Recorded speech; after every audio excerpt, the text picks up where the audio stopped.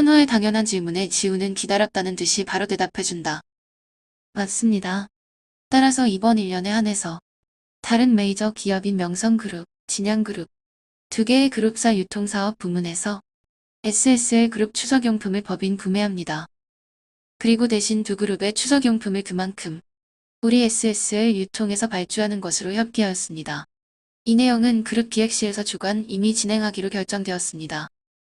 따라서 약간의 계산 차이는 있겠지만 대략 800억 원 정도의 매출이 일어나는데 장상무님께서 개인적인 부탁으로 1천억 원까지 만들어주신다고 하니 여유가 다소 생겼군요. 현아와 최 실장이 깜짝 놀라며 말했다. 그렇게 진행해도 되나요? 로열 측에서 문제 삼지 않을까요? 일단 법적인 문제는 없습니다. 다만 도의적인 부분에서 문제가 될 수는 있는데 홍 부장님 잘 생각해보세요.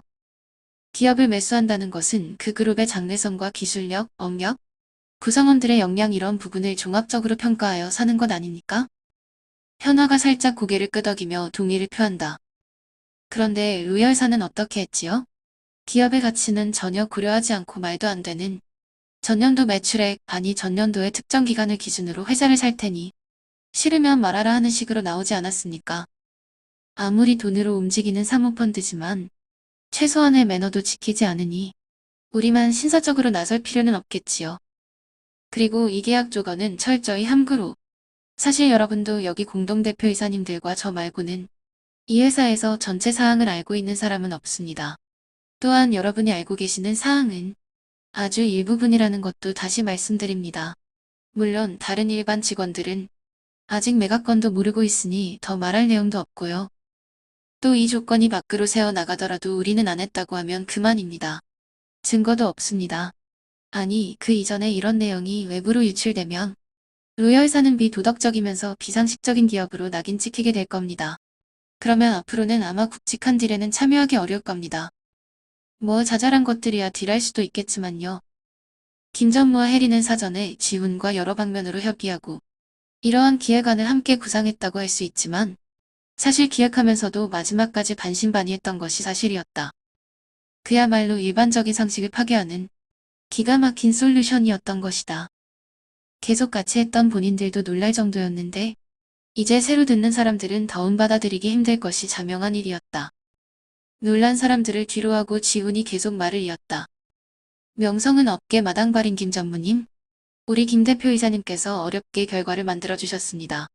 그리고 이번에 알게 되었는데 명성 쪽은 예전에 로열한테 크게 당한 적이 있어서 아주 적극적으로 협력하기로 하여 마음이 좀 놓입니다. 그리고 진양 쪽이 상대적으로 좀 어려웠는데 비율을 5% 할인으로 맞췄습니다. 그러니까 우리가 상대적으로 5% 손해보는 거지요. 여기 들어가는 비용이 약 30억 원 정도 추산되며 이 금액은 SSM 부문 매각 금액으로 해결합니다. 지훈은 처음 로열의 에반스 김을 목표로 하면서 여러 가지로 생각해 둔 바가 있었다.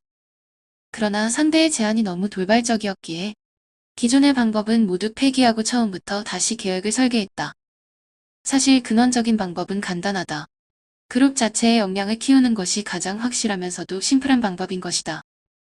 물론 모두가 알고 있지만 가장 이루기 힘든 방법이기도 하지만 말이다. 그리고 다음은 지훈의 설명이 계속 이어진다. 시간이 정신없이 흘러갔다. 첫 번째 방법으로 1천억 원의 특판 매출액을 만든 지훈은 바로 다음 계획을 실행시켰다. 사실 김한수 전무는 마당발이라는 표현이 모자랄 정도로 업계 내외적으로 네트워크가 넓은 사람이었다. 타고난 성향에 개인의 많은 노력이 더해져 편의점에서 필요로 하는 1만 종류 이상의 물건을 소싱하는 기업들을 꿰고 있었다. 물론 모두를 직접 알고 있다기보다는 어떤 루트로 가장 저렴하게 최고의 품질을 소싱해 오는가에 대한 노하우였지만 적어도 현재 유통 분야에서는 최고의 실력을 가진 인재인 것이다. 이러한 김 전무가 회사 내의 MD팀과 개인적인 루트를 총동원하여 경쟁 편의점들 추석 명절 선물 세트나 추석 전용 특판 상품 대비 다양한 종류를 훨씬 고퀄리티의 물건들로 소싱해 오는 데 성공할 수 있었다. 한눈에 봐도 알 수 있을 정도의 퀄리티 차이였다.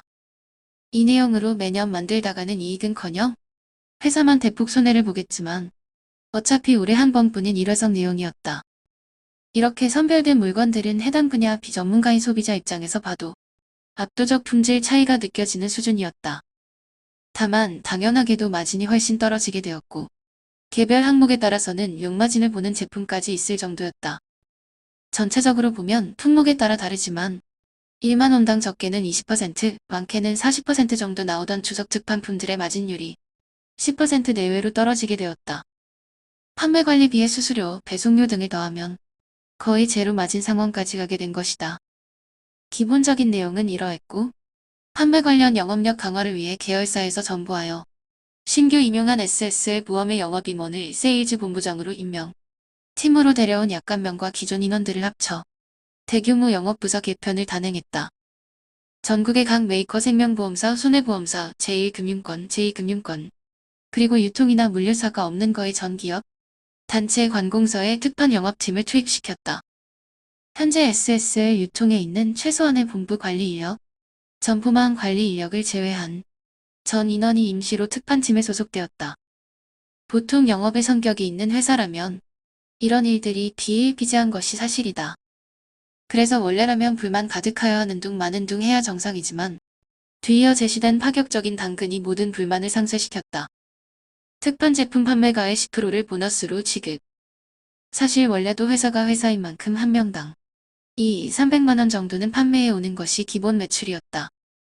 직급이 올라갈수록 더 팔아와야 하는 부분이 있었지만 특판을 하면 나오는 판매 인센티브로 본전 정도는 할 수 있어 평소 분량이 크게 어려운 상황은 아니었다. 그러나 이번에는 완전히 수준이 다른 것이 아닌가. 대표이사가 공동체제로 되고 뭔가 회사의 악덕 빌런들이 떠나가더니 무언가 꿈틀대는 것을 느끼던 직원들이다. 원래도 어느 정도 판매 역량이 있던 사람들인데 다양한 분야에서 모은 DB들을 통해 경쟁사 대비 매우 우수한 퀄리티의 제품을 아주 적은 마진으로 판매하니 사실 가만히 있어도 물건을 달라고 연락이 오는 지인들도 있던 터였다. 예전 그렇게 구매해 달라고 읍소할 때는 꼼짝도 안 하던 사람들이 좋은 제품을 매우 싸게 판다니까 이제 물량이 달릴 정도로 최근이다. 역시 세상이 심히 그러하다. 그리고 CBS 편의점 업계로서는 집행하기 어려운 수준의 TV, 라디오, 기타 광고 마케팅을 가능한 한 수준에서 총동원했다. 여기에 새로 영입한 보험업계 출신의 영업본부장이 진두지휘하여 전 직원이 모두 추석 명절에 고객 서비스를 해야 하는 전국의 영업 가능한 거의 전부를 2달 동안 샅샅이 훑었다. 그리고 추석이 끝난 후에 다시 한번 파격 행사를 더해서 10월에 물건을 받는 조건으로 9월에 결제를 하는 구매처에는 5%를 추가 할인해주는 프로모션을 걸었다. 상황이 이러자 여기저기서 소문이 나서 정말이지 물량을 못 맞추는 상황이 벌어졌다. 소위 말하는 초대박이 터진 것이다. 전쟁 같은 2달여가 지나고 결산을 한 결과 SSL 특판팀의 총 매출액은 2,500억 원. 여기에 지훈이 여러 루트로 경쟁 심리를 자극하여 동참하게 된 MS 리테일의 특판도 모두 SSL의 물건으로 발주. 그 금액이 500억 원 수준이었다. 합계 3,000억 원. 처음 영문을 모르는 MS 리테일의 직원들은 갑자기 SSL에서 소싱한 물건들을 핸들링하니 의아했지만 현재 인기가 좋은 상품을 팔기에 특별한 불만은 없었다. 아니, 지훈이 MS 리테일에도 동일한 프로모션을 걸었기에 오히려 적극적으로 판매에 나서 MS 리테일로서도 전례 없는 특판 프로모션을 이뤄내었다. 결국 이 모든 매출들이 9월 매출로 잡혀서 그룹 지원 매출액을 합쳐 전년도 동월 대비 4천억 원의 매출 상승이라는 쾌거를 이뤄내게 되었다. 구체적으로 보면 저 마진으로 인한 손실액, 즉 회사가 원래 얻었어야 할 마진이 대략 4천억 원, 매출의 15% 손해인 600억 원, 직원들 프로모션이 400억 원, 기타 홍보와 마케팅 광고에 200억 원 등 1,200억 원 손실이었다. 원래대로 하면 회사의 매출은 4천억 원 추가에 평균 마진 15% 정도 나왔으니 600억 원 이익에 1,200억 원 비용 투입, 즉 600억 원 정도 손해이나 이번엔 M&A 옵션이 있었기에 가능한 전략이었다. 물론 이러한 과정 중에 상승하게 된 SSL 리테일의 위상 변화는 덤이었다. 뭐? 월 매출이 4천억 원 증가? 아니, 그게 말이 되나? 한 달에 1에서 2천억 파는 회사가 4천억 원이 갑자기 늘었다고. 이게 가능해? 에반스 김은 요즘 SSL 유통 관련 여러 가지 내용을 들었지만 크게 개의치는 않았다. SSL 유통사업부의 내용은 오랫동안 잘 파악하고 있었기 때문이다. 거기 기획이사가 나름 수험가이긴 하지만 로열 패밀리의 어린애가 대표로 가면서 불협화음이 났던 것을 잘 알고 있었기 때문이다. 하기야 뭐 그게 아니더라도 어차피 그 정도 규모의 CBS 기업은 장래 인수하여 타 기업과 합쳐서 비싼 가격에 팔아먹기 위해 기획하던 중이었다.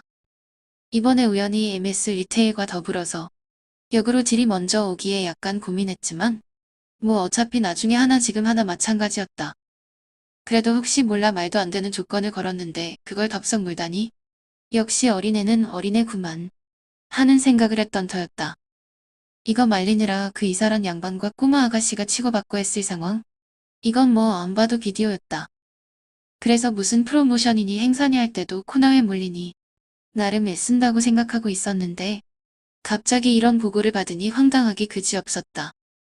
어떻게 된 건가? 정확하고 자세하게 설명해봐. 실무진이 지금까지의 경과 보고를 마치자 에반스 김은 깊은 한숨을 쉬며 말했다. 불법적인 사항이나 계약 위반 사항은 없고 네, 현재까지는 아무런 특이 사항을 발견하지 못했습니다. 그럼 결과적으로 어떻게 달라지는 거지? 전략팀 팀장이 준비된 자료를 화면에 띄우며 설명한다. 계약 조건을 충족시켰기에 점포는 계약일을 기준으로 한 점포당 1억 원에 매수하게 됩니다. 이 금액이 6천억 원. 또한 계약 기간인 9월 중에 전년도 대비 4천억 원의 매출 상승이 발생하게 되었으니 이 금액을 인정하여 4천억 원의 프리미엄을 추가합니다. 그래서 토탈 인수 금액은 SSL 유통과 MS 리테일의 6,000개 점포를 도합 1조 원에 매수하게 되었습니다. 만약 계약 파기를 하면 위약금은 그것이 보통 위약금은 10%가 관례인데 이번에 사실 우리가 무리한 조건을 제시한 게 맞기에 SSL의 요구대로 20%로였습니다. 원래는 그쪽에서 계약 파기를 할 수 있어 우리의 이해관계와도 맞았지만 결과적으로 독소 조항이 되었습니다. 즉 1조 기준 20%인 2천억 원입니다. 참담한 결과였고 아직도 믿어지지 않는 숫자였다. 그러나 엄연한 사실이었다. 한참을 고민에 빠져있던 에반스 김이 다시 물었다. 지난번 지시한 건 해놨지? 네, 대표님이 지시하신 내용으로 손해보험사에 계약 내용 보험 가입했고 비용은 1조 원 기준 2천억 원의 3%인 60억 원 보험료를 납입했습니다. 즉 최초 6천억 원을 우리 기준으로 제시했으니 차액 4천억 원 중 2천억 원은 보험으로 우리 회사의 추가 부담액은 2천억 원으로 산정됩니다. 원래는 7천억 원 줘도 그리 크게 미치는 것은 아니었으니 뭐 감당 못할 것은 아니구만. 계약을 유지해도 2천억 원 추가 손해, 파기해도 동일하더라. 지금 분위기는 어때? 분석팀 의견은 비금전적 가치도 추산해봤어? 로열 인터내셔널은 소수의 인원으로 큰 M&A 딜을 다루는 기업이니만큼 소수정예의 기업으로 제 직원 한 명의 인적 수준이 글로벌 최상위급이었다. 회사의 분석팀도 CPA, CFA, 감정평가사 등의 금융 전문가는 물론 인공지능, 데이터 엔지니어 등 최첨단의 우수 인력들이 제비한 가히 인재의 보고였다. 그런데 그런 인재들이 이런 결과치를 놓친 것이다. 그 친구들도 지금 놀라서 변경된 내용과 상황들을 통해 새로운 결과물을 내놓았습니다. 결과적으로 단기적 금전적 손실이 2천억 원이지만 합병하여 인수하는 두 회사의 브랜드 인지도 상승과 기존 자산을 유동화하여 발생하는 내용 등을 환산하면 2천억 원 이상의 가치를 확보할 수 있다는 내용을 도출하였습니다. 여기 그 세부 데이터입니다. 에반스 김은 역시 업계의 프로면서 무서운 사람이었다. 혹시나 하는 우려로 대비를 해놓아 손해를 최소화하였고 장난스러운 베팅으로 돈을 조금 잃었지만 이 상태로 약 2년간 운영 후 현재의 2, 3위를 차지하고 있는 CBS 기업의 1조 3천억 원 수준 이상으로 매각 가능하다는 결과를 만들어낸 것이다. 만약에 이대로만 이뤄진다면 이번 지훈이 했던 1년의 플랜들의 최고 수혜자는 에반스 김이 될 수도 있는 것이었다. 지금까지 분석팀의 결과에서 크게 벗어난 적이 없었으니 이대로만 된다면 전투에는 졌지만 전략에서는 이겼다는 표현이 맞을 것이다. 물론 입맛은 좀 씁쓸했지만 말이다. 강지훈이라고. 재미있는 녀석이 나타났구먼.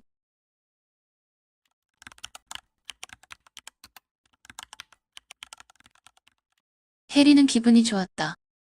최근에 SSL 유통건으로 친척, 지인들에게 축하 연락도 많이 받고 인연이 끊어지다시피 했던 회사 임원들도 전화라도 한 번씩 걸어왔던 것이다. 물론 최근 실적의 거의 전부가 지훈이 주관한 내용이고 자기는 숟가락 하나 걸친 정도였지만 지훈의 말로 남은 우려도 씻은 듯이 사라진 터였다. 네트워크도 실력이지 않을까? 혜린애가 아니면 누가 이강현 부회장에게 이런 그룹 차원의 도움을 받아왔겠어. 아니, 이 인간이 이런 살가운 말도 할 줄 아나? 그래서 식사라도 거하게 한번 사려고 했더니 역시나 인간 재수가 없다. 점심 바빠서 어렵겠는걸? 다음에 하자고. 그리고 내 수수료 빨리 입금해주고 받는 건 빠르게 하면서 줄 때는 느리네. 역시 대기업이라 이건가. 그러고 보니 이번에 지훈이 잭팟을 터트렸다고 하는 소리를 들었다. 홍 부장에게 컨설팅 계약서를 받아 확인해본 혜리는 탄성을 내뱉었다. 지난달 완료된 인수합병건을 보면 SSL 유통의 기준금액이 6천억 원이었다. 이 금액이 지훈의 실적을 산정할 때 기준금액으로 계산된다. 추가 이익 4천억 원에 대략 사용한 비용과 손실액이 2천억 원 수준이니 3천억 원의 추가 이익. 이는 SSL그룹에서도 한 해 결산 시 SSL전자를 제외한 최고 성과가 아닐 수 없다. 최초 계약을 성과 이익 5%에 연간 100억 이상, 추가 이익 금액에는 10%를 배정하는 조건이니 대략 300억 원 가까이를 한 번에 벌어들인 것이다. 세금을 제외하고도 200억 원 이상의 큰 금액이었다. 사실 유통그룹의 성격상 단기간에 대형 이익이 발생할 가능성이 없기에 거의 사문화된 계약 조항이었는데 이걸 이렇게 활용하고 달성할 줄은 그룹 기조실에서도 예상 못한 상황이었다. 지훈으로서는 개인이 만져보기 힘든 거액을 단 몇 개월 만에 확보한 것이다. 그리고 이번 1년의 활약으로 혜리 역시 SSL 유통의 직함을 떼고 본사로 발령 나기를 기다리고 있는 터라 성공의 과실을 누리고 있는 상황이었다. 혜리로서는 최근 몇 년 중에 가장 마음 편한 기간이었다. 그래서 현재 통합 SSL 유통의 공식 대표이사는 김전무가 맡게 되었는데 김한수 전무 역시 결과적으로 통합 6,000개가 넘는 국내 1위 클래스의 유통기업 공식 대표가 되는 성과를 얻게 되었다.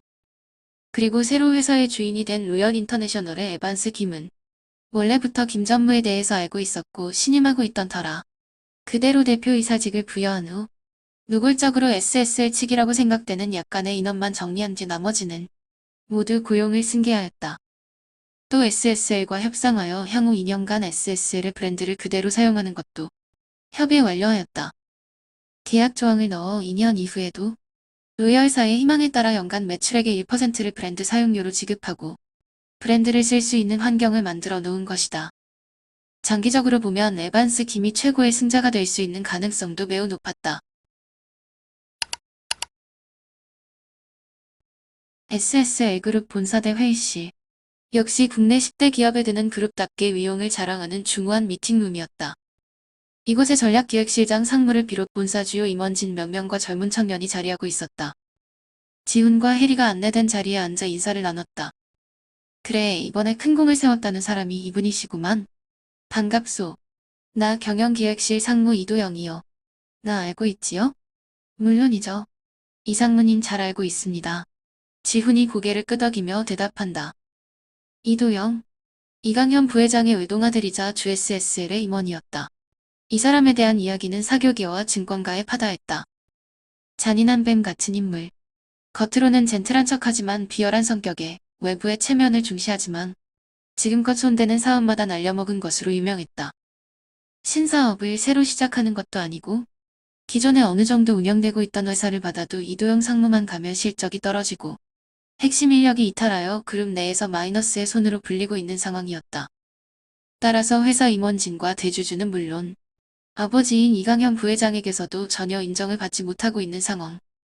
그러나 자신이 성과는 못 내도 다른 사람이나 경쟁자가 좋은 결과를 가져오는 것은 같은 그룹임에도 회방을 놓거나 하기 일쑤였다. 이런 와중에 생각지도 않았던 혜리 저 꼬맹이가 단기간에 이런 실적을 냈다니 화가 나서 잠을 이루지 못하고 있는 지경이었다. SSL그룹의 금융과 컨설팅, 그리고 혜리가 이번에 대박을 낸 유통 쪽도 한번 거쳐갔었던 도영이다. 그런데 하필 자신이 있던 때는 별 이슈가 없었던 그곳에서 이런 엄청난 내용이 나올 게 뭐란 말인가. 아버지와 임원진들의 칭찬이 나올 때마다 화를 사귀느라 힘들었다. 그럴 때마다 친구들을 불러 질펀하게 놀아제꼈는데 이게 또 아버지 귀에 들어가서 호되게 혼나기를 반복하고 있다. 그런 도영이 지금 반신반의하며 지훈을 유심히 살펴보고 있다. 저 컨설턴트인가 뭔가 하는 사기꾼 같은 녀석이 이번 실적을 만들었다고. 정말로? 보기로는 전혀 그럴듯한 모습이 보이지 않았다. 어떻게 보면 만사 귀찮아하는 듯한 모습의 지훈이다. 그러나 혜리는 물론 저 꼬장꼬장하고 까칠한 장상무도 친근하게 대하는 것을 보면 나름의 밥값은 하는 모양이라고 생각했다. 애 데리고 일 만드시느라 고생하셨소. 어때요? 이왕 여기서 일할 거면 확실한 줄을 잡는 게 좋지 않겠어. 내 쪽으로 와요. 차우는 확실히 해드리리다. 아무렴 쟤보다 못 주겠냐 말이야. 도영의 도발적이면서 매너 없는 말투에 장상무를 비롯한 임원진들의 눈살이 찌푸려진다. 비즈니스적인 면에서도 항상 위태위태하지만 자기보다 아래라고 생각되면 바로 아나무인의 자세를 취하는 저 태도가 더 문제였다. 저런 행동들이 안 그래도 낮은 점수에 자기 가치를 더 깎아먹는 것을 저 나이가 되도록 이 간단한 이치를 모르는 도영이 한심한 임원들이다. 그리고 이들이 이 정도면 당사자는 훨씬 더 할 것이 자명. 혜리는 분노가 폭발할 듯한 상황이었다. 오빠, 제발 예의를 좀 갖춰. 언제까지 그런 싸구려 같은 행동할 거야? 능력이 없으면 매너라도 있어야지. 언제까지 삼촌이 오빠 뒤를 닦고 다녀야 되겠어. 흥. 닥쳐 이 계집애야. 이번에 푼돈 좀 벌었다고 아주 위세가 대단하구나. 운 좋게 밑에서 만들어준 거 떠먹은 주제에 니까짓게 뭘 안다고 감히 떠들어. 주제 파악을 좀 하라고. 혜리는 오늘 끝장을 보려는 듯이 일어서서 도영에게 가려고 했다. 저 재수 없는 얼굴에 뺨이라도 한 대 날리지 않는다면 이 더러운 기분이 풀리지 않을 것 같았다. 그런 혜리를 지훈이 막아 주저앉혔다.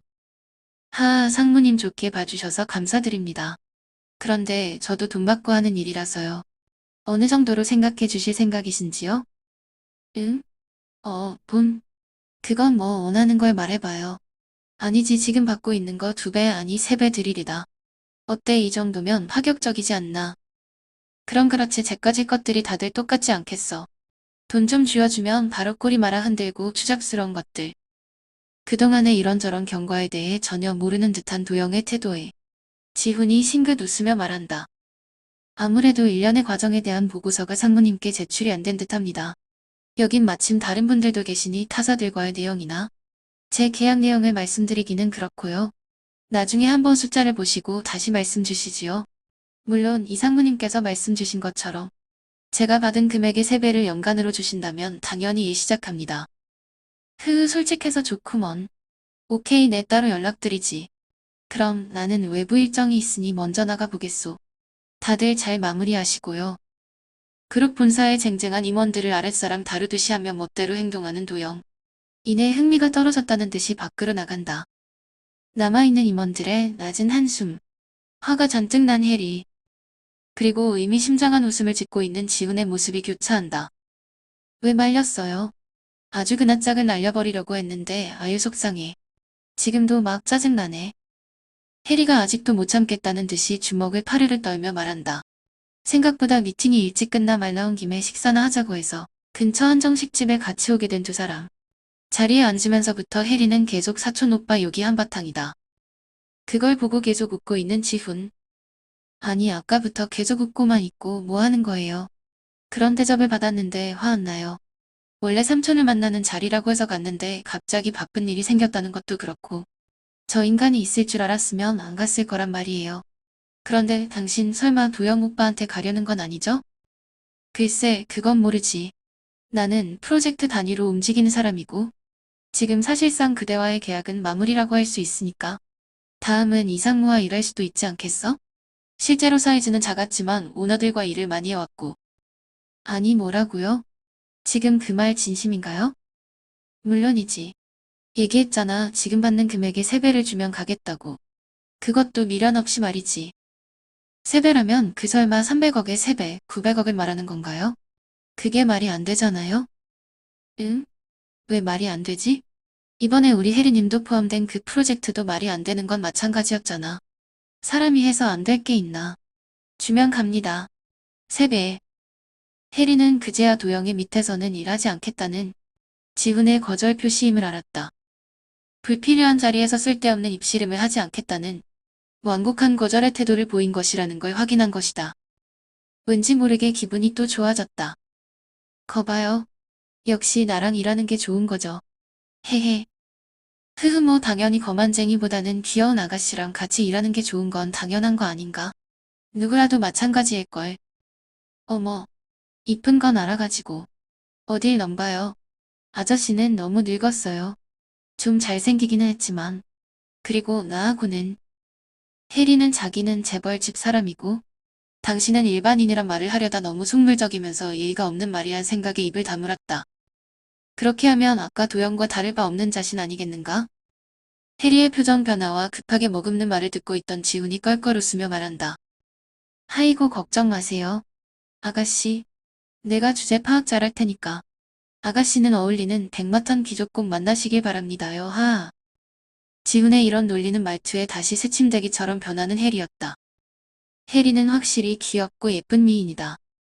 재벌집 상속녀가 아니라고 하더라도 매우 호감 가고 인기 있을 그녀와의 시간이 지훈은 나름 즐거웠지만 이제 슬슬 헤어질 시간이 되었음을 상기했다. 따지고 보면 처음 보았을 때 그때 잠깐 정신을 놓아서 무단으로 들이닥친 차에 치이게 된 것인데 어쨌든 위급한 자신을 구해준 사람 아니던가. 그래서 지훈 본인도 최선을 다해 혜리의 일을 도와준 것인데 그 결과로 몇백억이라는 보너스까지 받았으니 좋은 인연으로 마무리된 듯하여 다행이라는 생각이다. 지훈은 이제 마지막이 될 수도 있기에 웃음기를 지우고 생각하고 있던 말을 차례차례 말하기 시작했다.